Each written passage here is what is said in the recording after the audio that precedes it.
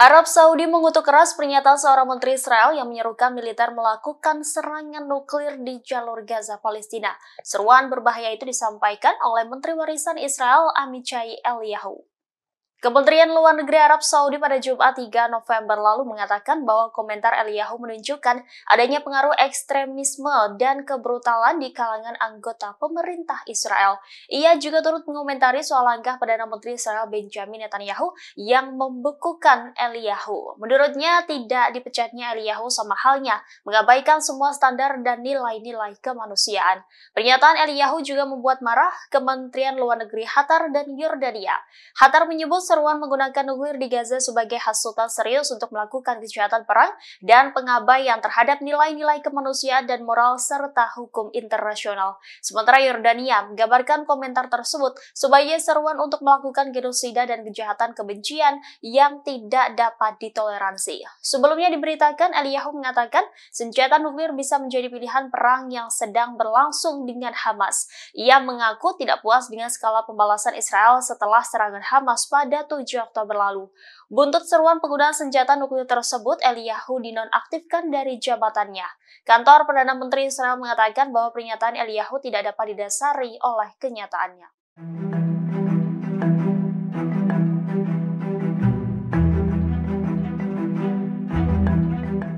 Menteri Luar Negeri Amerika Serikat Antony Blinken diam-diam melakukan kunjungan ke Irak pada Minggu 5 November. Dalam kunjungan tidak terjadwal itu, Blinken menemui Perdana Menteri Irak Muhammad Shia al-Sudani. Blinken mendarat dan berangkat dari Kedutaan Amerika Serikat di zona hijau di Baghdad dan bukan dari bandara internasional. Dia terlihat mengenakan baju pelindung lapis baja. Dalam pertemuan itu, Muhammad Shia al-Sudani menegaskan bahwa Irak menolak agresi Zionis ke jalur Gaza. Dia juga menuntut gencatan senjata segera serta membuka perbatasan Rafah untuk menyalurkan lebih banyak bantuan kemanusiaan. Al-Sudani mengatakan dunia internasional harus bertanggung jawab atas pembantaian yang dilakukan pasukan Israel di jalur Gaza. Sementara itu, Blinken menyatakan bahwa Amerika Serikat bekerja keras untuk memastikan bahwa konflik di Gaza tidak meluas.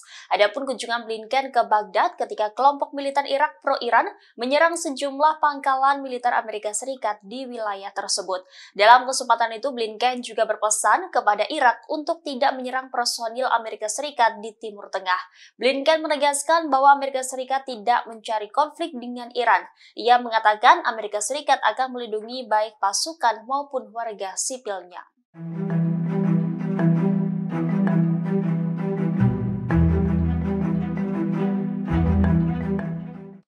Militer Israel mengklaim telah mengepung total kota Gaza, Palestina pada Minggu 5 November 2023. IDF membagi wilayah kantong tersebut menjadi 2 bagian. Demikian disampaikan oleh juru bicara IDF Daniel Hagari. Dia mengklaim Gaza terbelah menjadi bagian utara dan selatan. Hagari menyatakan pasukan Israel sudah mencapai garis pantai dan menahannya. Adapun pasukan Israel dipimpin oleh unit pengintai Brigade Golani. Menurutnya IDF akan terus mengizinkan warga sipil meninggalkan Gaza Utara untuk melakukan perjalanan ke selatan. Di saat yang bersamaan, Kepala Staf IDF Gerzi Halevi mengatakan bahwa militer Israel siap untuk melancarkan serangan di bagian utara Gaza kapan saja. Ia mengklaim telah menangkis serangan roket harian dari Hizbullah Lebanon beberapa pekan terakhir. Halevi menyebut militer Israel telah menyepakati untuk memulihkan situasi keamanan yang jauh lebih baik di jalur Gaza dan juga di perbatasan.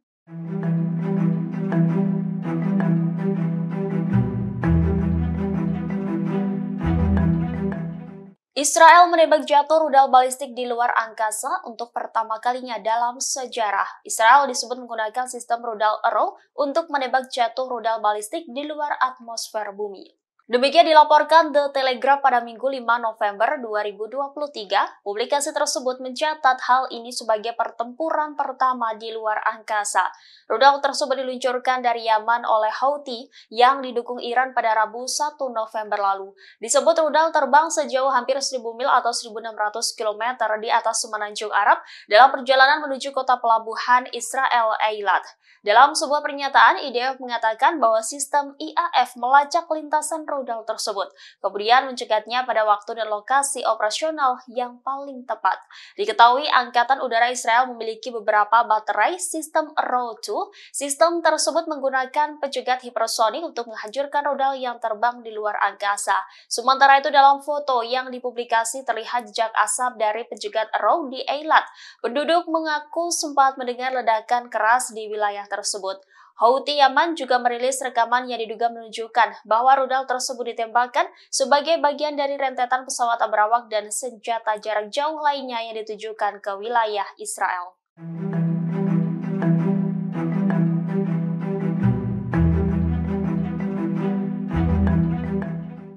Perdana Menteri Israel Amichai Eliyahu dinonaktifkan setelah memberikan pernyataan kontroversial soal Gaza Palestina.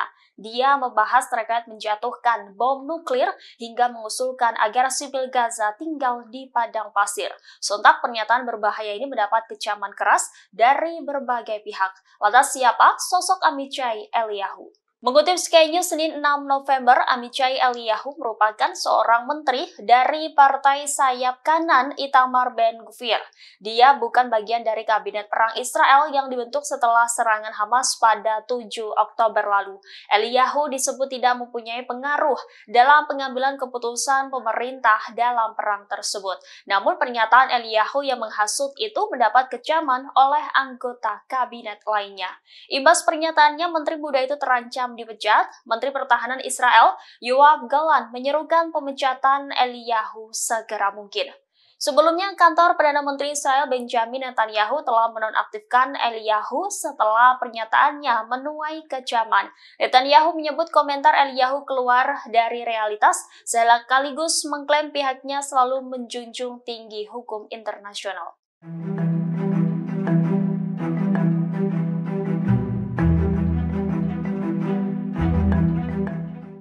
Setidaknya 100 dokter Israel telah menandatangani surat terbuka yang menyerukan IDF untuk mengebom rumah sakit Al-Shifa di Gaza. Sontak seruan ini memicu kecaman dari para dokter di Palestina.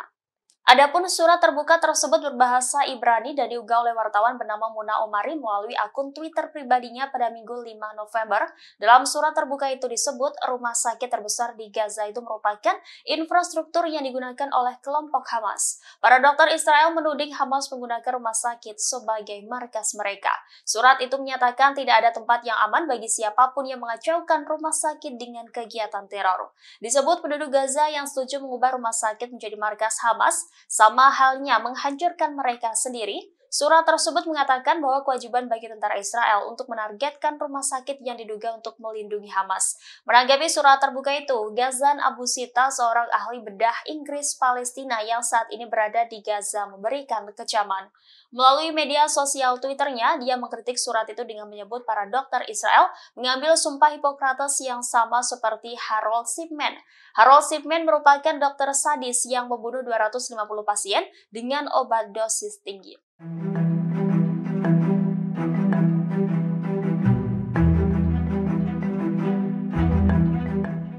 Perdana Menteri Israel Benjamin Netanyahu mengejek pemimpin Hamas yakni Yahya Sinwar. Netanyahu menyebut Sinwar sebagai pemimpin Nazi Adolf Hitler yang bersembunyi di bunker sementara rakyatnya menderita akibat perang. Demikian disampaikan Netanyahu dalam wawancaranya di Tel Aviv sebagaimana dikutip dari Jerusalem Post pada Senin 6 November. Dia menuding pimpinan Hamas itu tidak peduli dengan rakyatnya dan menganggap Sinwar bertindak seperti Hitler kecil di dalam bunker. Netanyahu menyebut Sinwar tidak memperhatikan warga sipil di jalur Gaza. Adapun pernyataan Netanyahu ini muncul setelah Menteri Pertahanan Yoav Gallant berjanji militernya akan membunuh Sinwar selama operasi darat di Gaza.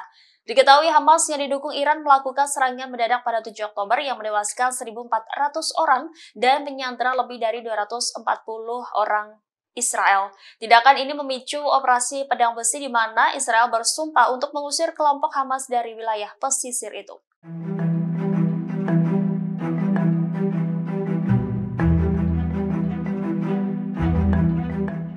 Juru bicara IDF Daniel Hagari mengungkapkan informasi intelijen terbarunya soal Hamas. Dari informasi intelijen, Hamas disebut menggunakan fasilitas medis di jalur Gaza.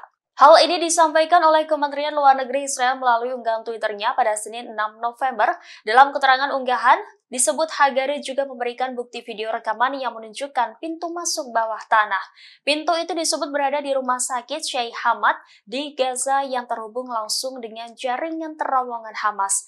Inilah penampakan rumah sakit Sheikh Hamad yang diklaim Israel sebagai infrastruktur bawah tanah yang digunakan Hamas. Dalam rekaman video yang berdurasi 45 detik itu terlihat pintu bawah tanah rumah sakit di Gaza.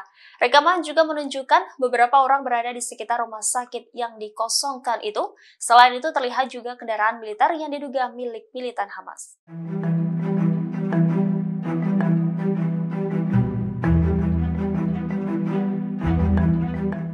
Teheran menuding Washington menjadi pemicu konflik di Timur Tengah. Menteri Pertahanan Iran memperingatkan Amerika Serikat akan sangat terpukul jika tidak ada gencatan senjata di Gaza, Palestina.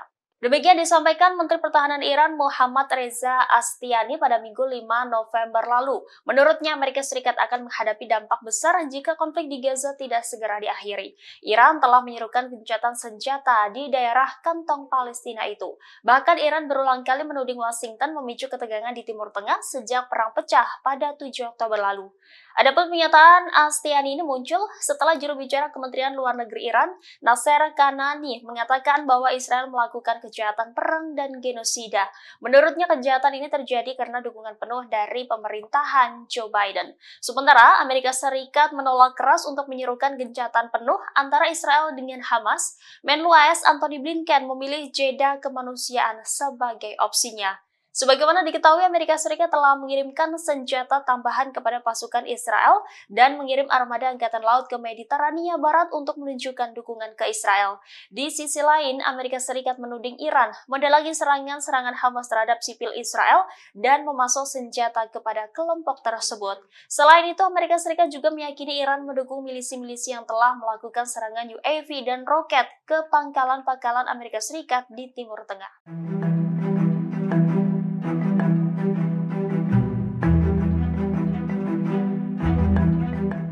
Militer Israel mengklaim telah merebut benteng kelompok Hamas Palestina. Dalam waktu yang bersamaan, IDF menyerang setidaknya 450 sasaran milik Hamas selama 24 jam terakhir. Mengutip The Time of Israel Senin 6 November, benteng yang direbut IDF mencakup pos pengamatan, tempat pelatihan, dan terowongan bawah tanah Hamas. Menurut IDF, beberapa militan Hamas tewas ketika pasukan merebut fasilitas tersebut.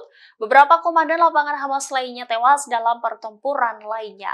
Secara terpisah, jet tempur IDF telah menewaskan pejabat Hamas bernama Jamal Musa. Pejabat Hamas tersebut yang bertanggung jawab atas operasi keamanan khusus organisasi tersebut. Selain itu, tentara IDF membunuh komandan batalion Hamas dalam pertempuran di lapangan.